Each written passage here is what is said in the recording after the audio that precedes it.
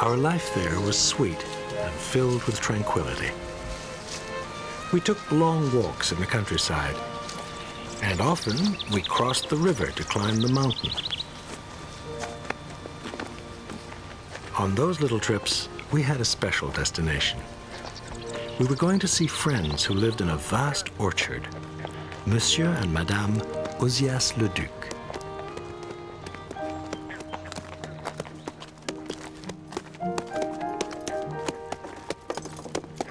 The ferryman lived on the opposite bank, in a little house on a knoll near the Saint-Hilaire manor. We'd wave to him, and if luck were with us, a car or a wagon load of hay came down the river road and asked for passage at the same time. Then the ferryman would bring his boat across the Richelieu.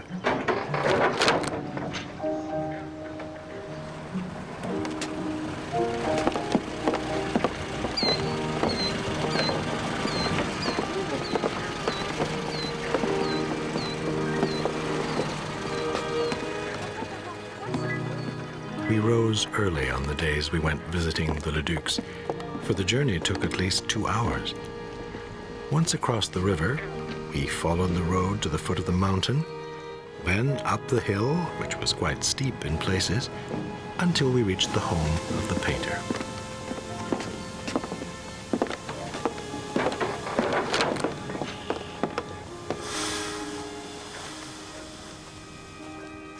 José had spent her childhood in this region. She knew all its tracks and trails and all the local people. The beautiful countryside was dear to her heart, and the little girl she had been was reborn in the young woman who led me to the mountain. Saint-Hilaire in 1915 was a quiet little farming town set on the fertile plain that borders the Richelieu River south of Montreal. Overlooking the village, an imposing mountain, Mount Saint-Hilaire. Its slopes provided ideal soil for growing apples, an occupation shared by many people in the region. At harvest time, sailboats moored at the Saint-Hilaire dock to take on loads of fruit that would later be sold in riverside villages up and down the St. Lawrence.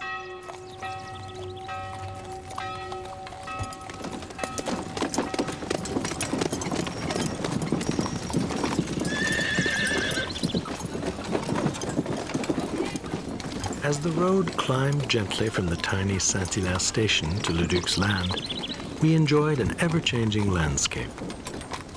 The horizon widened, revealing enchanting vistas as far as the eye could see.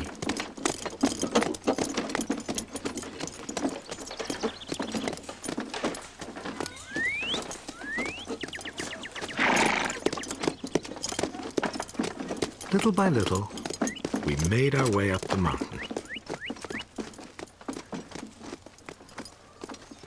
Simple fences and orchards lined the road, and the wooden houses with their broad roofs bespoke a human presence and gave the place a special charm.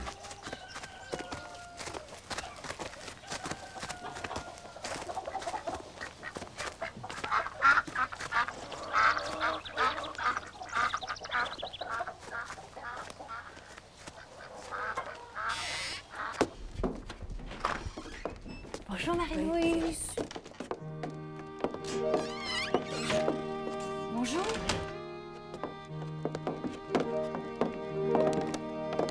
Me reconnaissez-vous? Leduc's house was made all of wood. The main room was a large studio, flanked by a little kitchen, a dining room, and a single bedroom.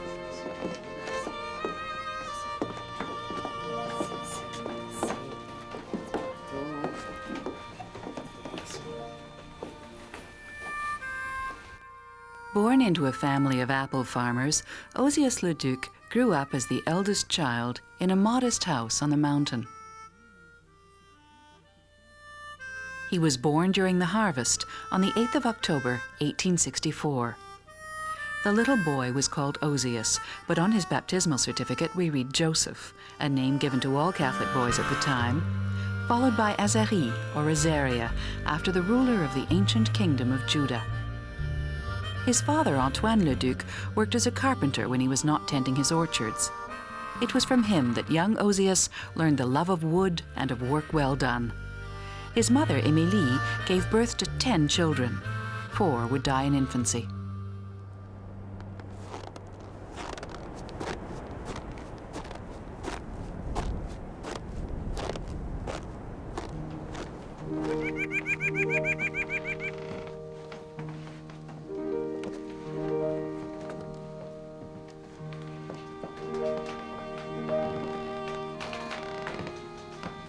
One day, Leduc turned from his easel and said, "I would like to do your portraits."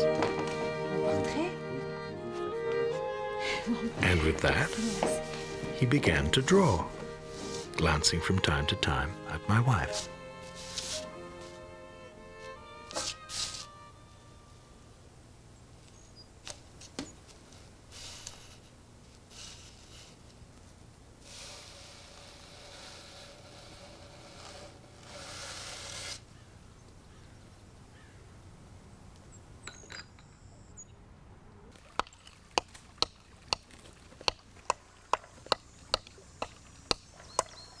Ozias Leduc said that for him, the transition from childhood to art was imperceptible.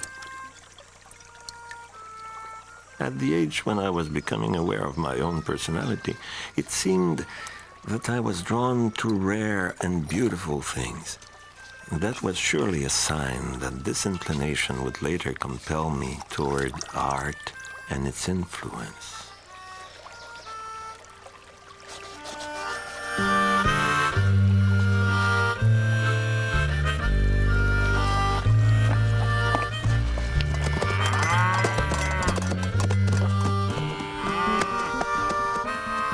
As a young boy, he tried mixing his own pigments and used them to paint. Sadly, when the pictures dried, the colors had turned to dust.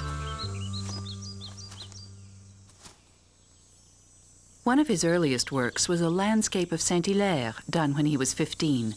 Now lost, all that remains is this photo.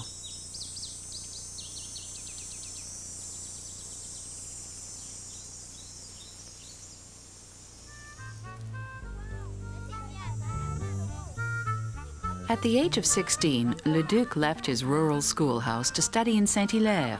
Monsieur Galipeau, the schoolmaster, recognized his talent for drawing.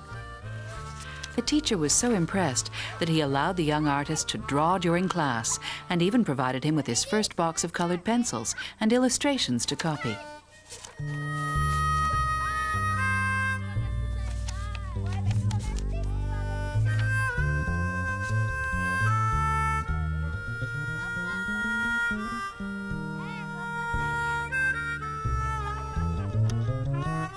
After Ozias finished school, his father found him a job with a local shopkeeper, but that lasted only a few days. He realized he would have to leave for the city to acquire the knowledge and experience he would need to practice his chosen craft, painting.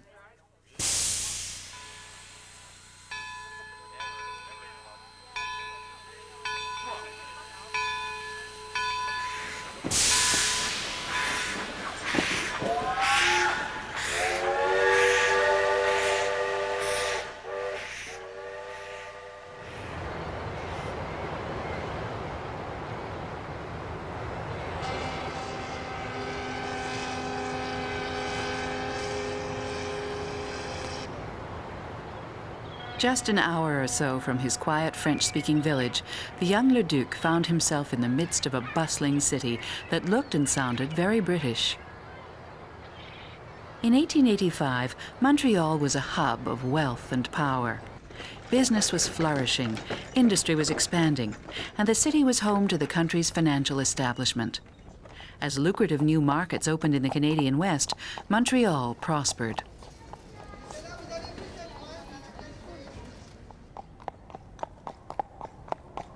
Leduc came to the city with two of his sisters, both of them seamstresses, looking for work.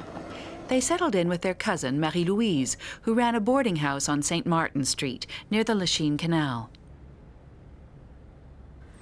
Montreal was also the art capital of Canada. The Art Association of Montreal, later to become the Montreal Museum of Fine Arts, was housed on Phillips Square, and commercial galleries were thriving. Ozias Leduc visited exhibitions and the studios where sculptors executed commissions for the Catholic Church. He had no teacher and sought no master. He simply observed.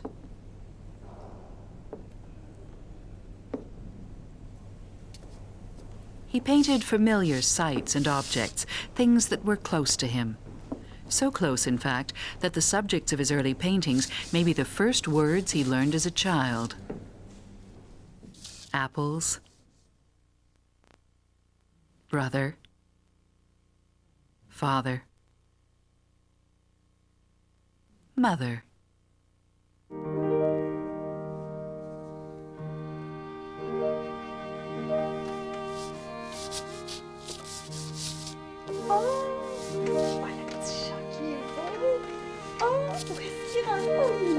The sole mission of the artist is to express beauty.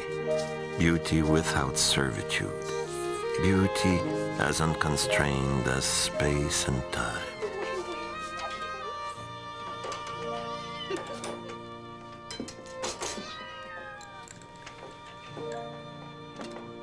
José and I admired Ozias Leduc.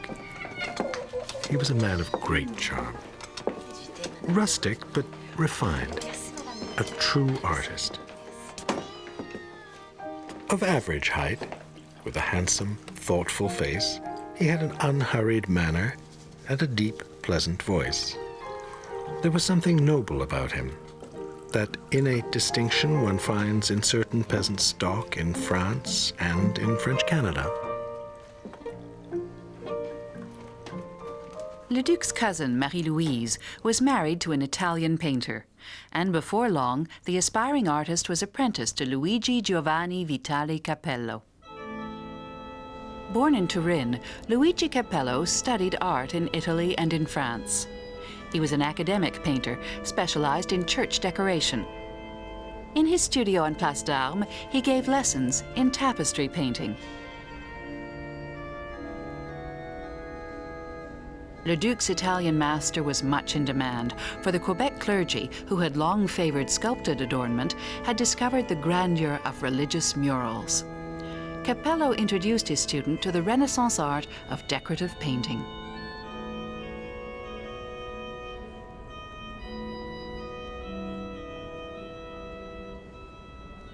In November 1887, a smallpox epidemic ravaged the city of Montreal.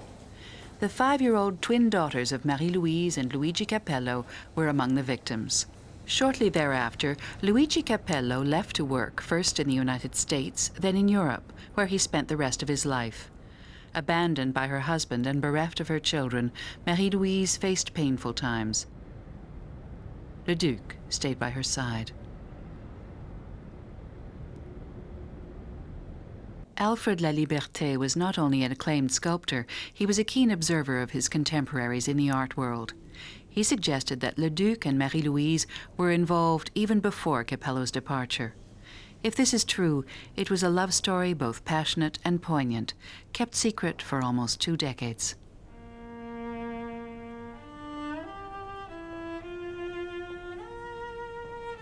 In 1889, Leduc apprenticed with another well-known church decorator, Adolphe Rho. But before long, he was winning commissions for murals and showing his paintings in group exhibitions. From the start, the critics had high praise.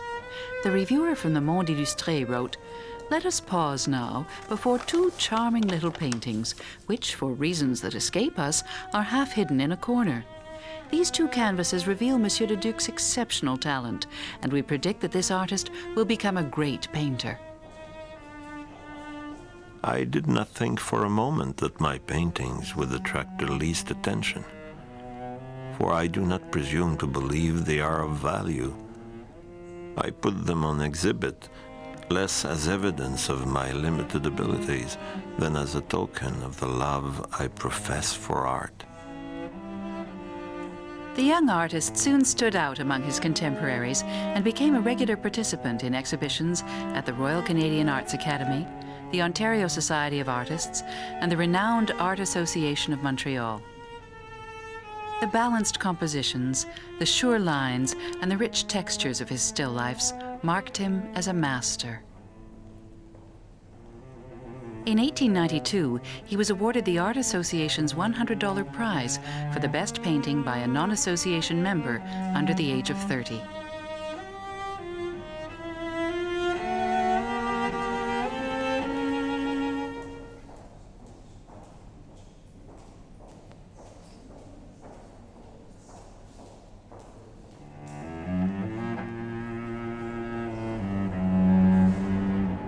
During this period, Leduc often returned to Saint-Hilaire, where, with the help of his father, he built a small studio in the family orchard, close to the house where he was born.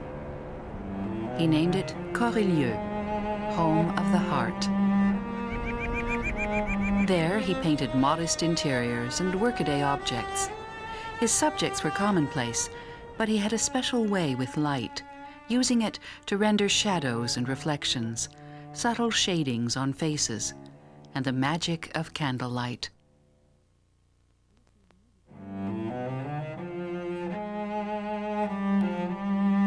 While the stylish painters of the day were turning to landscapes, Leduc remained quietly focused, perfecting his technique in finely detailed still lifes and elegant portraits. I do not have a style of my own, and do not choose to have one. Every time I paint, I am seeking something. The Saint-Hilaire artist was a man of considerable culture. He had acquired a vast knowledge of art history from books and magazines ordered from stores in Montreal, New York, and Paris. He would wait patiently, sometimes for months, until the precious packages arrived. He enthusiastically shared the writings he most relished, particularly those of the celebrated British art critic, John Ruskin.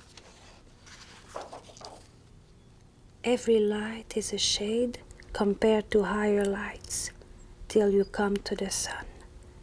And every shade is a light compared to deeper shades, till you come to the night. Everything that you can see in the world around you presents itself to your eyes only as an arrangement of patches of different colors, variously shaded. All good drawing consists merely in dirtying the paper delicately.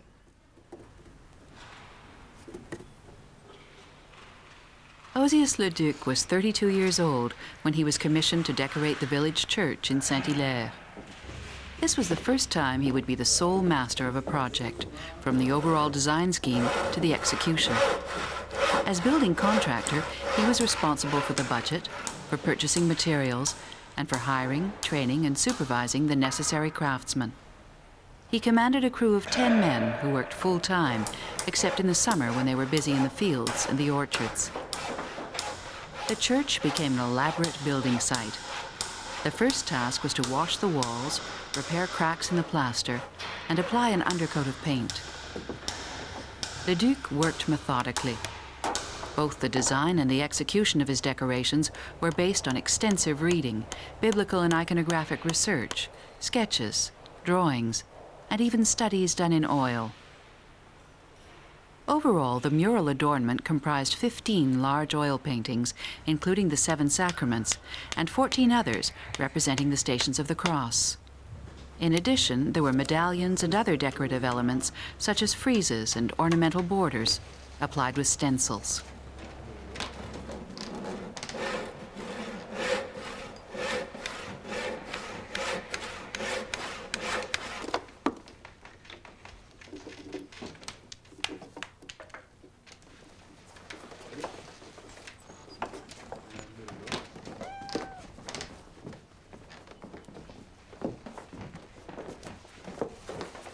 Leduc's murals resemble frescoes, but they were not painted directly on the walls. He preferred another technique, which involved executing the designs in studio on canvases, which were then mounted on the walls with glue.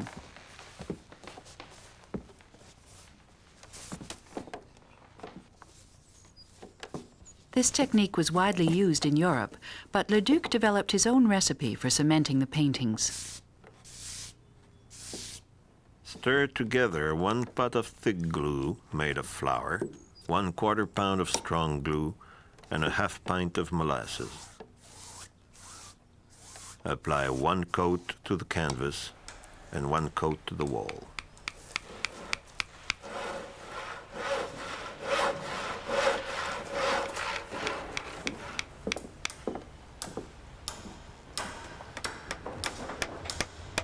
Leduc took great pains with his murals, bringing the same attention to detail, the same search for authenticity in his characters, and the same palette of colors he used in his easel paintings.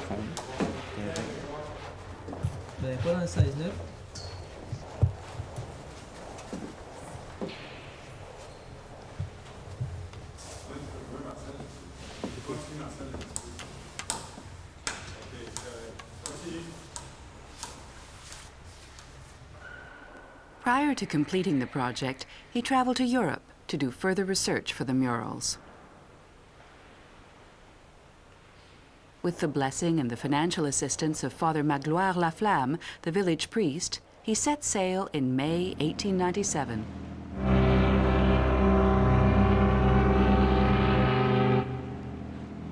His study trip would last 8 months.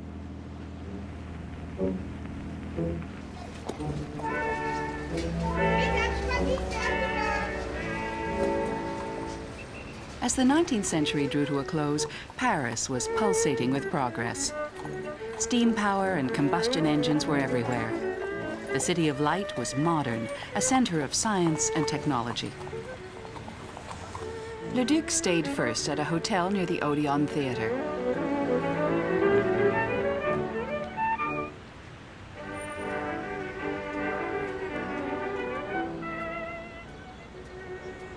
Later, he rented a studio in a district where other Canadian artists were living. Here, in the Rue de Vaugirard, in one of these courtyard studios, he developed his drawings for the church back home. He said that in Paris, he felt as if he were on a pilgrimage, trying to make the most of everything he encountered. Among the many things that impressed him was the Art Nouveau style, then all the vogue in the French capital. He visited countless cathedrals and museums. At the Louvre, he copied the works of the Italian masters of the Baroque period. His natural curiosity prompted him toward the works of the Impressionists, but he preferred the old masters and the more recent symbolists. It was in Paris that Leduc first worked from a live model. He produced a number of nude studies, which would serve as inspiration for the poses of some of the biblical characters in the Saint-Hilaire murals.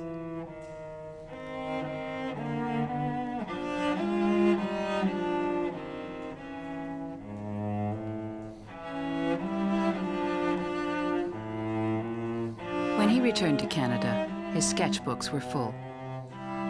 He also brought back a little canvas. Executed from life, it is titled Bending Head and was said to be one of his favorite paintings.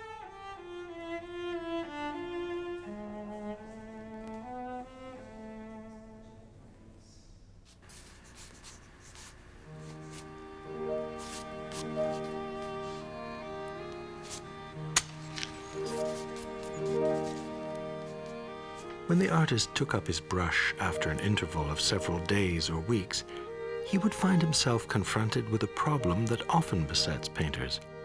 The expression of his model's smiling eyes and lovely mouth changed frequently and could make her look quite different from her portrait.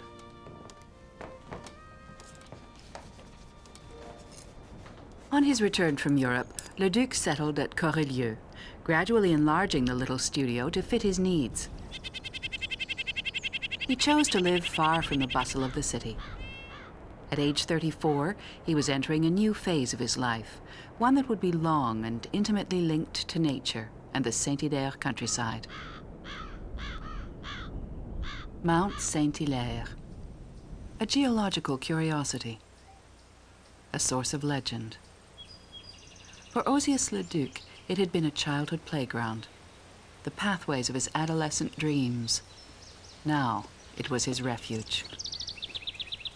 Like the artist himself, it was a place of harmony and compassion.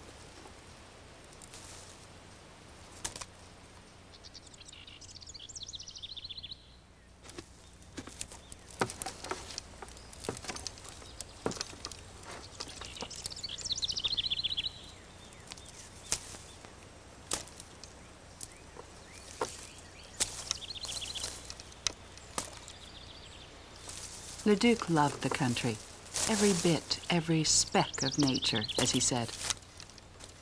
He patterned his life on the seasons, putting aside his painting to prune the apple trees or harvest their fruit. He worried about frosts and storms and heavy snows.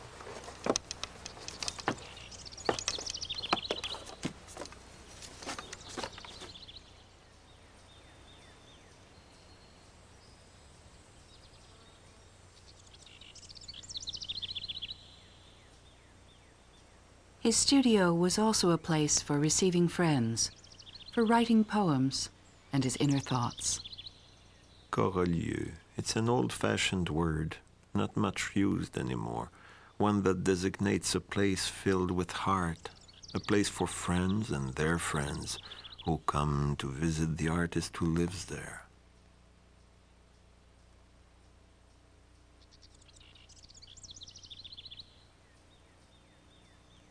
Leduc enjoyed photography and installed a darkroom at Corelieu. He used the medium to reduce the time his models spent sitting for their portraits. Some of the pictures he took of his friends and siblings later served as references for the composition of his paintings and illustrations. I am ever more convinced that photography is an art, despite its limits, which every art has. The material itself is inevitably resistant.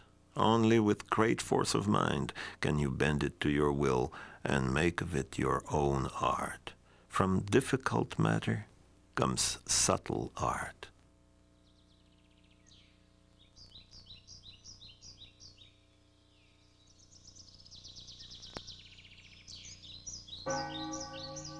Marie-Louise had been separated from Luigi Cappello for almost 15 years when she learned of his death in Paris. At last, she and her cousin were free to marry. Marie-Louise was 47, Leduc 42.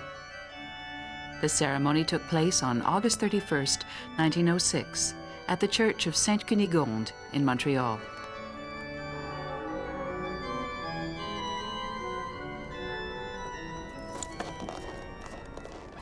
Alfred Laliberté's memoirs have this to say about the couple. Madame Leduc has boundless admiration for her great artist. They live on the mountain at Saint-Hilaire, where they keep a garden and a few small animals for their own needs.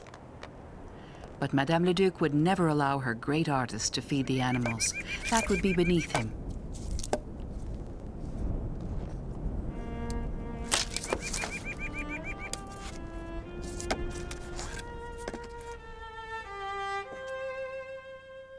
The mountain at Saint-Hilaire held no secrets for the painter. This giant mass of magma thrust from the entrails of the earth fascinated him. He knew its scientific and geological features just as well as he knew the myths and legends that surround it. It was his haven, a source of inspiration that fed his imagination.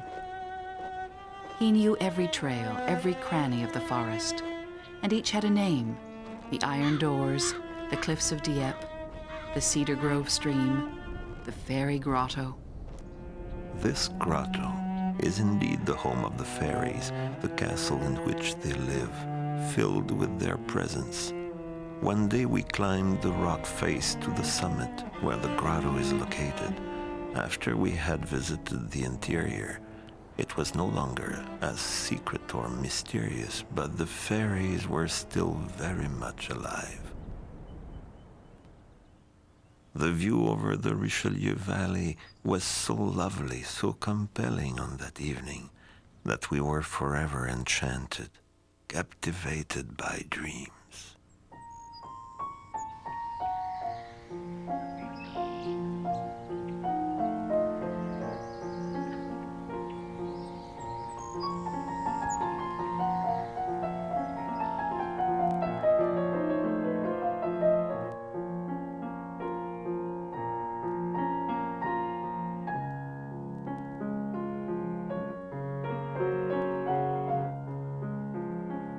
From the still life and portrait painting of the enclosed world of his studio, Leduc, now in his 40s, was turning his gaze outward, to the world of nature.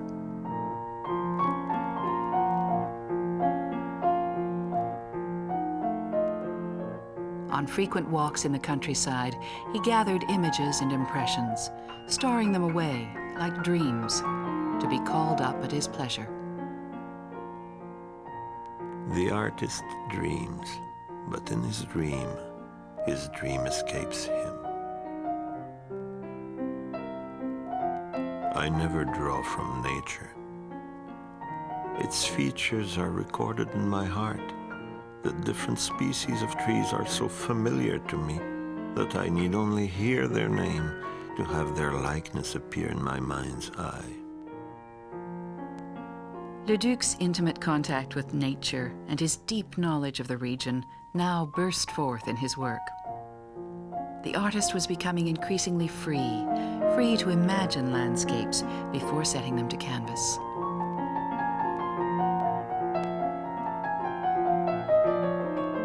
The substance of my art as a creator comes from the wide open world of dreams. It is the living substance of the imagination, made palpable, so to speak, by the symbol of a play of lines and forms and colors, themselves substances of the universe. In his landscapes, he sought to translate the ineffable, thought, fantasy, dreams. He looked for symbols in nature, for elements that speak. He was drawn by turbulent skies, by the effects of light and uneven terrain, by things charged with emotion or mystery.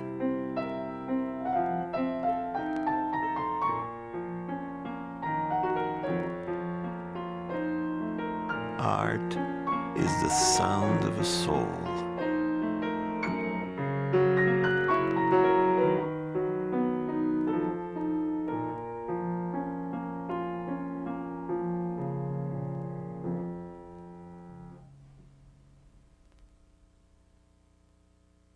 (1916).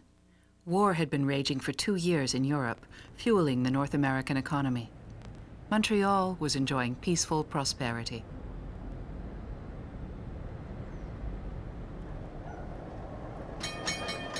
On February 20th, Leduc's first solo exhibition opened at the new Saint-Sulpice Library on Saint-Denis Street.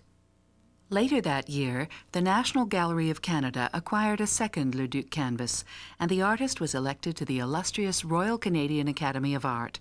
He accepted these honors with characteristic modesty. Success did not change his life. He remained living on the mountain, tending his apple trees, bidding for church decoration commissions, and pursuing his easel painting. And he went on dreaming his landscapes.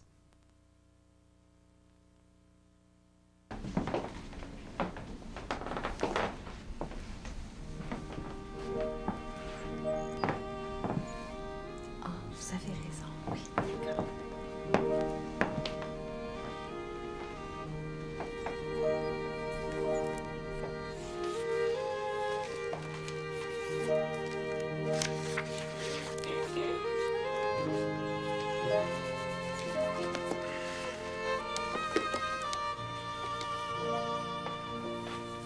I had become aware of something odd in the artist's behavior, so I was not really surprised when Madame Leduc took me aside and tearfully confided in me.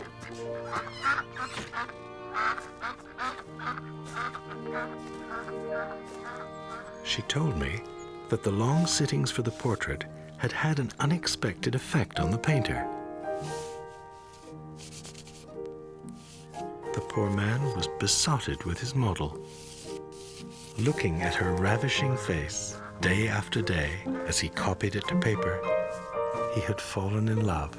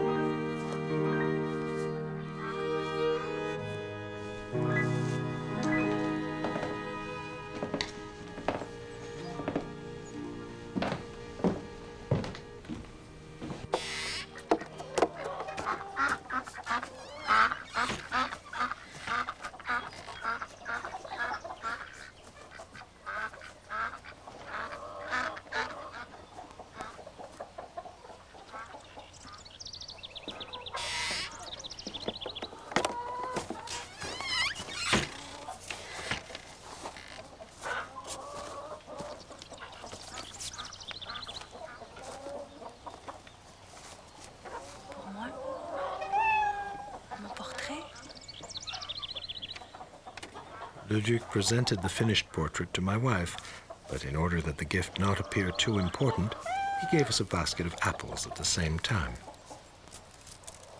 Merci. Fais attention. C'est mon portrait. Bonjour. This was in the fall, and the weather was radiant. Under my arm, I carried José's portrait, carefully wrapped and protected by a piece of cardboard. She carried the basket of apples, in which nestled a pretty gray kitten, a gift from Madame Leduc.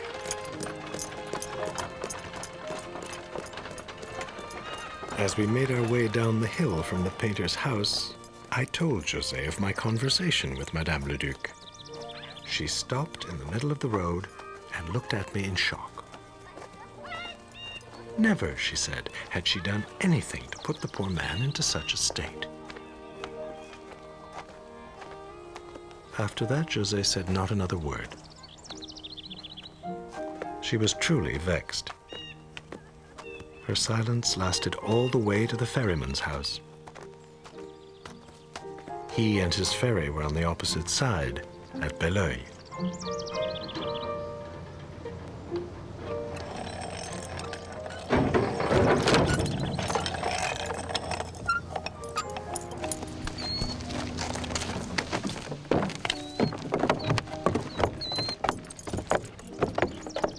The flat-bottomed craft docked, and we boarded, along with a farmer's cart.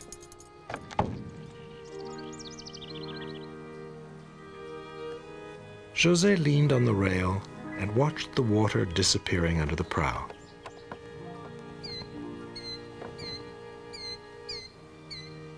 Gradually, as we moved forward, the Saint-Hilaire mountain appeared above the trees.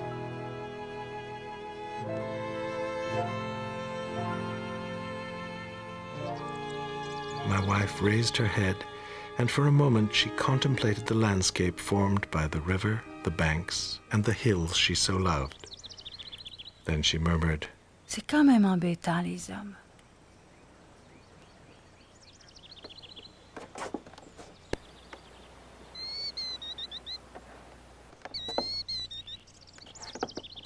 Her naturally gay mood had returned, and as she took my arm to leave the ferry, she began to laugh.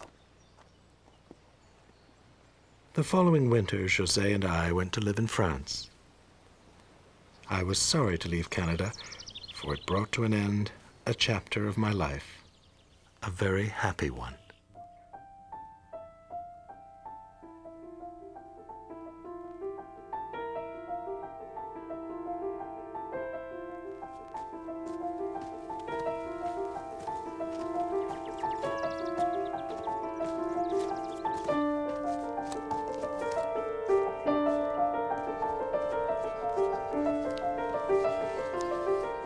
When I first met Ozias Leduc, he was at the peak of his career, busy with commissions for liturgical images and works of Christian symbolism. I'd gone to show him my drawings in watercolors, but I already knew his paintings from the little church in Saint-Hilaire that he had so generously decorated. From my birth until the age of 15, those were the only paintings I ever saw.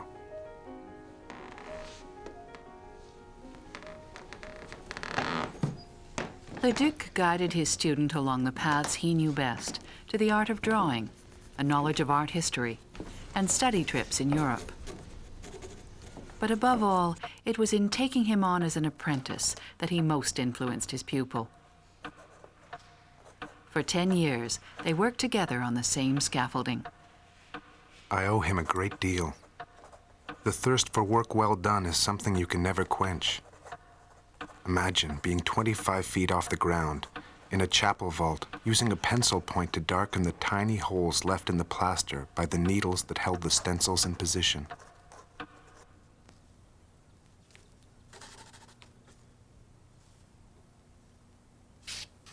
The 1920s were a period of intense effort for the master of Saint-Hilaire. In just 8 years, he undertook the decoration of 9 churches, several of them with the assistance of Borduas. At the same time, he accepted commissions for portraits, book plates and illustrations, theater curtains, and easel paintings. Leduc worked without let-up.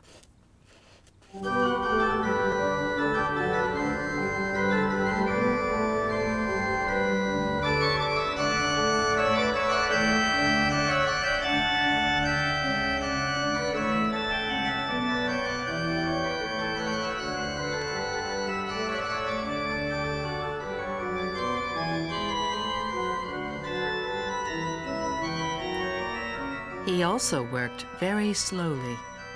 The satisfaction he sought went beyond meeting deadlines. If he felt something wasn't ready to be put on canvas, it had to wait. Wait until the apples were harvested, until other commissions were completed, until the artist's soul was at peace.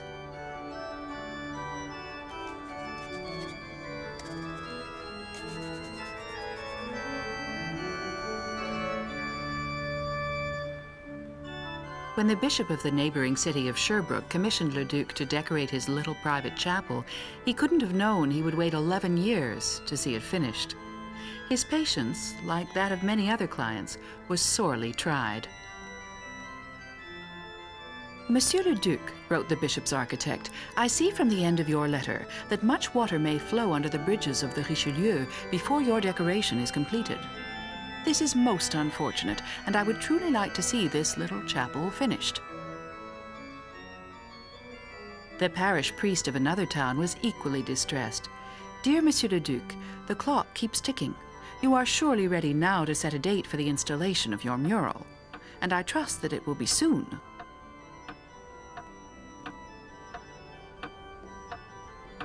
The plaintive letters continued. The Reverend Father has been complaining for months. How far have you progressed? What about my stained glass windows?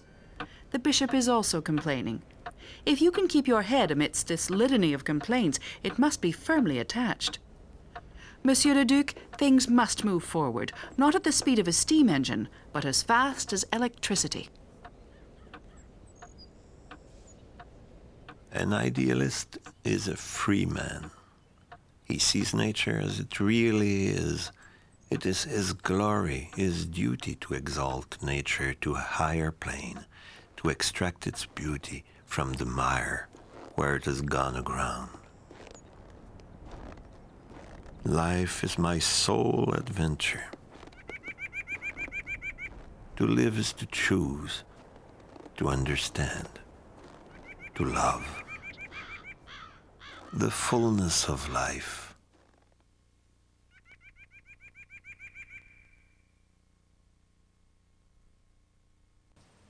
In Leduc's vision of the ideal world, if man is master of his physical environment, it's his duty to shape and embellish it. Concern for the future of his own community led him to serve as school commissioner and town councillor. Saint-Hilaire, he would say, was his little corner of the world. His most important contribution was the 1924 creation of the Municipal Beautification Council, which advised on the aesthetic aspects of road construction, parks, public squares, and playgrounds.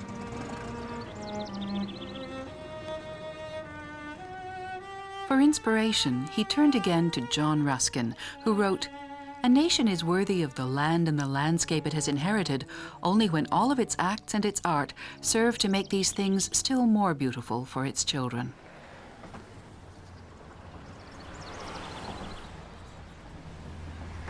The focus in Quebec at that time was on modernization. The government was investing heavily in infrastructure. Housing construction flourished, and rural areas saw the advent of electricity and high-speed motorways. He worried that they would disturb the calm of his little village. He campaigned for tree planting and led the fight against projects that threatened the beauty of Saint-Hilaire. Whereas the Beautification Council has seen to the planting of ornamental trees along the roads and public paths, said council enjoins the Bell Telephone Company of Canada to cooperate with the municipality of Saint-Hilaire and to cease erecting lopsided poles, the site of which is an affront.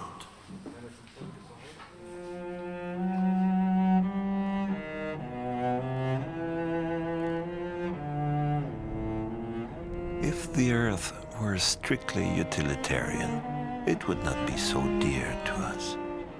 Our eyes seize all of its dazzling sights.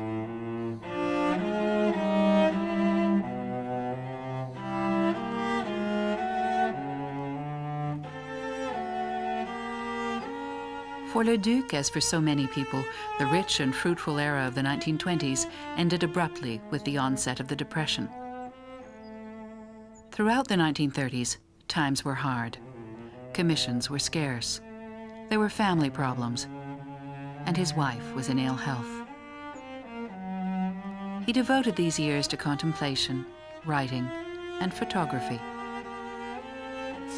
He also made a series of 52 drawings inspired by the landscapes of Saint-Hilaire. He called the series Imagination.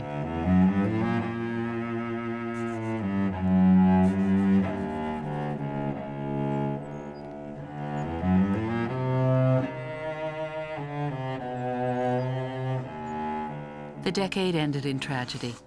Marie-Louise, his faithful companion, who had believed in him from the beginning and had never ceased to admire him, died in the spring of 1939 at the age of 79. Leduc wrote to a friend, I am empty. My world is reeling. Yet I must get a hold of myself.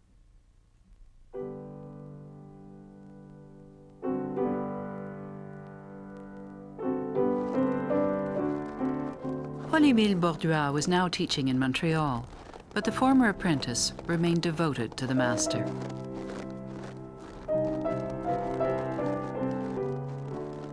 Ozias Leduc was one of the rare persons to encourage me to follow my own path.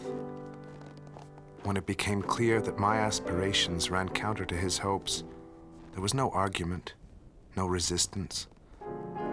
It in no way affected his precious and unwavering support. That alone was enough to set Monsieur Leduc apart in my esteem, to place him on a plane far above that of common mortals.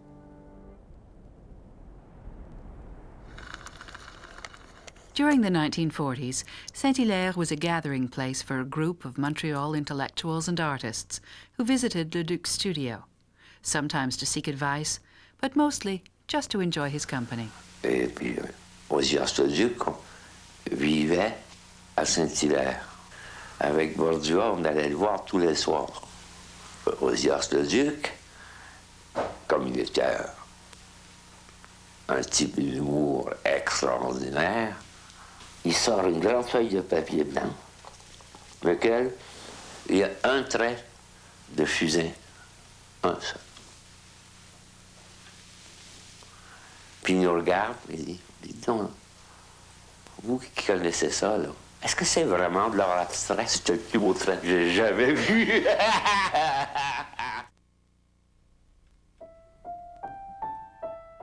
Borduas had become the leading figure of the automatist movement. In 1948, he laid out his vision of art and society in the famous manifesto titled Refus Global, which triggered public debate and a bitter split in the artistic community. We refuse to keep silent. Do what you want with us, but you must hear us out. We will not accept your fame or your honors. We reject all forms of intention, the two-edged perilous sword of reason. Make way for magic. Make way for objective mysteries. Make way for love.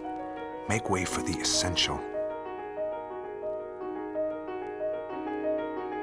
I'm also indebted to Leduc for having allowed me the freedom to pass from the spiritual and pictorial atmosphere of the Renaissance to the power of dreams which open onto the future.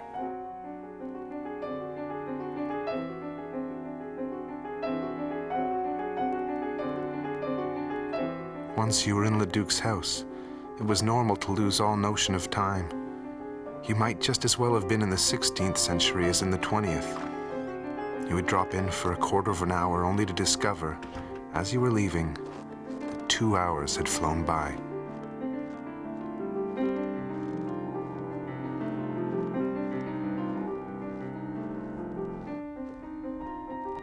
Art works in eternity.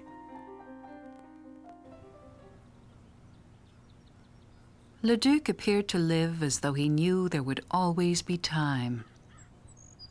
According to legend, he planted an oak tree, watched it grow to maturity, then chopped it down and used the wood to build a table.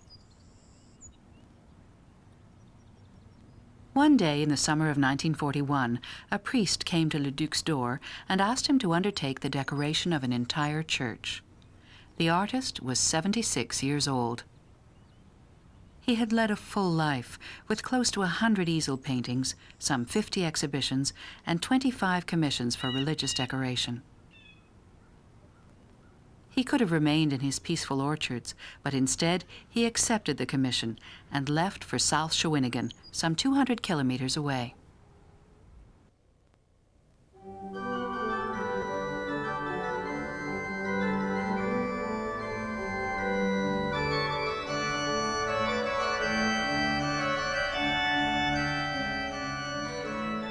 The church that he and his assistant Gabriel Messier found there was plain and rather ordinary. But the artist had a plan and knew he would be free to do as he pleased. The project was enormous, but no challenge was too great for him. More than 800 square meters to be adorned with a theological message. 266 square meters of canvas to be stenciled. The parishioners would live with scaffolding in their church for the next 14 years. Gabrielle Messier brought youth, energy, and talent to the project. She worked with the master on the paintings of the Presentation of Mary in the Temple. For the nave, the artist chose historical themes and contemporary scenes representing regional crafts. He spent hours observing workers in factories and laborers in the forest and fields. In turn, they came to watch him paint in the village schoolhouse that served as his studio. It says much about the artist that at the age of 86, he would choose work as a theme for his murals. For Paul-Émile Borduas, Leduc's creations were a source of endless inspiration. We find the same unity, the same touching and unexpected harmony in all his work. In paintings so intimate, that seem so familiar yet are so surprising in their exceptional delicacy. That are so humble, close to simple poverty in appearance, yet incredibly rich in effect. So solitary, yet joyful in their solitude. Always and everywhere this impression, this certitude of invincible youth amid the appearance of ruins perpetually rebuilt.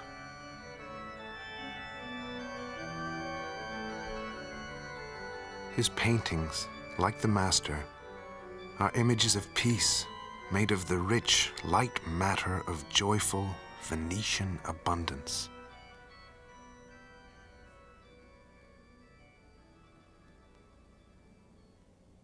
Finally, after 14 years, the decoration of the church was complete.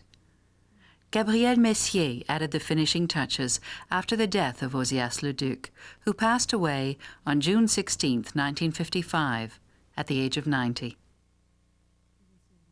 He was buried in the cemetery at Saint-Hilaire under a radiant sky, at the foot of his beloved mountain, not far from Corelieu.